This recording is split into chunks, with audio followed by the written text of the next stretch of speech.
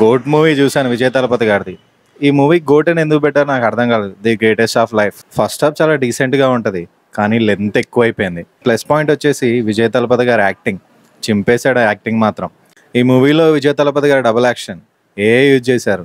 Face అంటే deepfake అంటారు కదా, తమన్నా గారి వీడియో అప్పుడు వచ్చినాయి కదా డీఫేక్. అస్సలు బాగాలేదు డీఫేక్. ఆచార్యలో చిరంజీవి గారు చేశారు కదా డీఫేక్ని, అలా చేశారు ఈ మూవీలో. డబుల్ యాక్షన్ కూడా కాదు, త్రిబుల్ యాక్షన్ 4 కూడా ఉంటారు, వాళ్ళది కూడా డీఫేక్లే.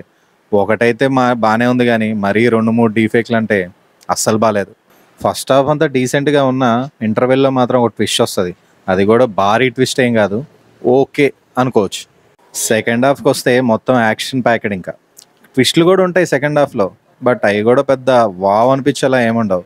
మధ్యలో మంచి థ్రిల్లింగ్ మూమెంట్స్ వస్తున్నా మధ్యలో సాంగ్స్ వస్తాయి, ఇరిటేషన్ తెప్పిస్తుంది అసలు. ఇందులో స్నేహ గారు కూడా ఉన్నారు, మంచి పర్ఫార్మెన్స్ చేసింది, డీసెంట్. అంటే ఆమె క్యారెక్టర్ పెద్ద క్యారెక్టర్ కాకపోయినా ఓకే. అండ్ మీనాక్షి చౌదరి గారు హీరోయిన్ ఉన్నారు కదా, ఆమె కూడా బాగానే చేసింది acting. And especially Vijay Thalapathy గారు మాత్రం యాక్టింగ్ చింపేశారు. మ్యూజిక్ విషయానికి వస్తే బీజిఎం ఓకే, కానీ సాంగ్స్ అయితే అసలు బాగాలేవు. చెప్పా కదా, థ్రిల్లింగ్ మూమెంట్స్లో సాంగ్స్ వస్తుంటాయి, బాగా ఇరిటేషన్ వస్తాయి. అది కూడా మంచిగా వినబుద్ధి కదా సాంగ్స్ కూడా, ఎందుకంటే బాగాలేవు కదా. దీంట్లో ఈ మూవీలో ఎంఎస్ ధోని గారి ఎలివేషన్ ఉంటుంది, నెక్స్ట్ లెవెల్ ఉంటుంది ఎంఎస్ ధోని గారిది. ఆయన ఎంఎస్ ధోని గారు ఎందుకున్నారంటే మీరు మూవీ చూస్తే మీకే అర్థమవుతుంది. ఓవరాల్గా ఈ మూవీ ఒకసారి అయితే చూడొచ్చు, ఓకే. మూవీకి నేను ఇచ్చే రేటింగ్ అవుట్ ఆఫ్ 5కి 2.5 అయితే ఇస్తాను.